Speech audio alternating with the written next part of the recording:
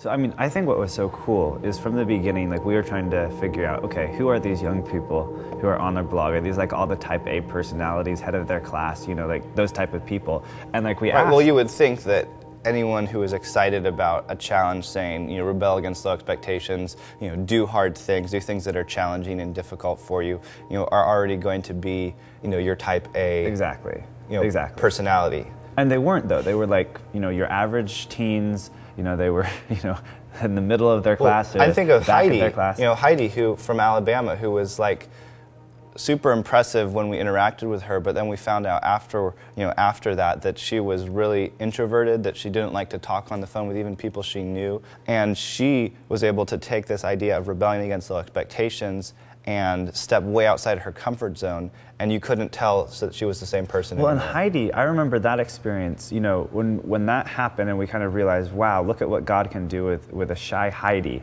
You know, that was where we realized this message is true. It's not just true for type A personalities. It's not just true for, you know, us, you know, Alex and Brett, who came up with this idea, you know, or started the blog. Like, no, this is true for everybody.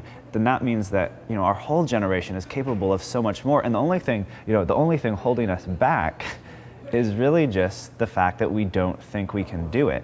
You know, we think that, you know, that's something that we'll do later, or that's not something that we're supposed to be worried about or even to care about or even understand now. You know, that's really the mentality that most young people today have.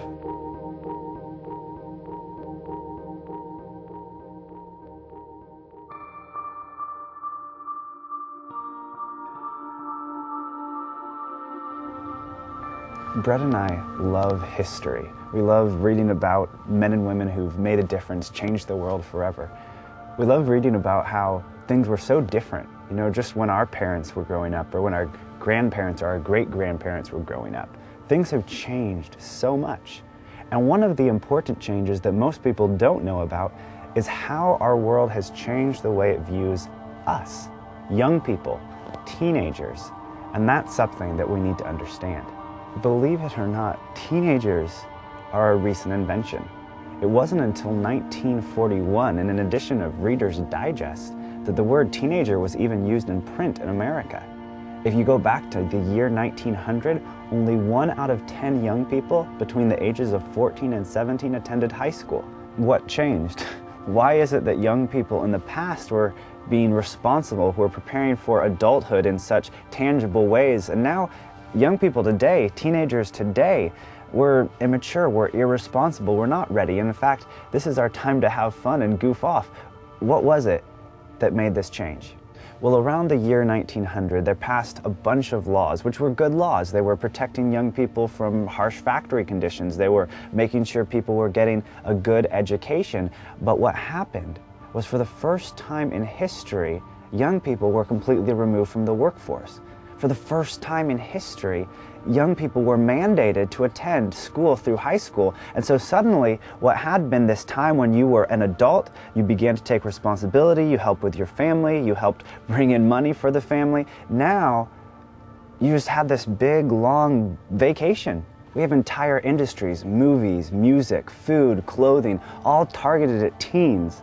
And what has resulted is a youth culture where we're not expected to be mature, we're not expected to be responsible.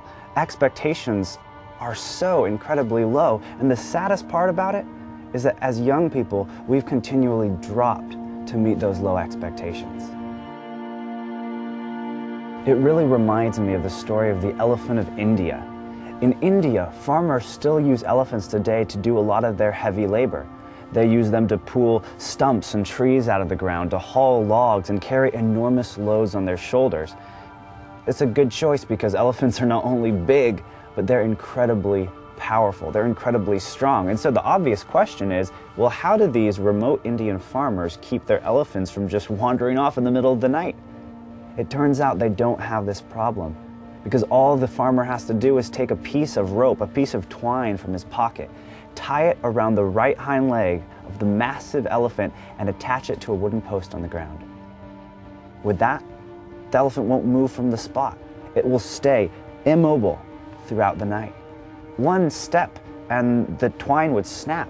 One kick and the post would go flying. Why doesn't it move? The strength is there. The power is there. But something's holding it back. The answer is that it has very little to do with the piece of rope around its ankle, and it has everything to do with shackles that are around its mind. You see, when the elephant was just a baby, its owner would take it from its mother and shackle it with a heavy iron chain to a large tree. Just leave it there for days, weeks, months on end, and this baby elephant would strain and it would pull, trying to break free, and all it succeeds in doing is rubbing the shackle painfully into its leg, sometimes cutting all the way to the bone, scarring it for life. Eventually, the elephant just gives up. It accepts that it can't go anywhere when there's something around its right hind leg. So pretty soon the owner can change the chain for a rope and the tree for a post, because as soon as the now fully grown elephant feels that little tug of resistance, it gives up. There's just a piece of twine around its ankle, but there are shackles around its mind.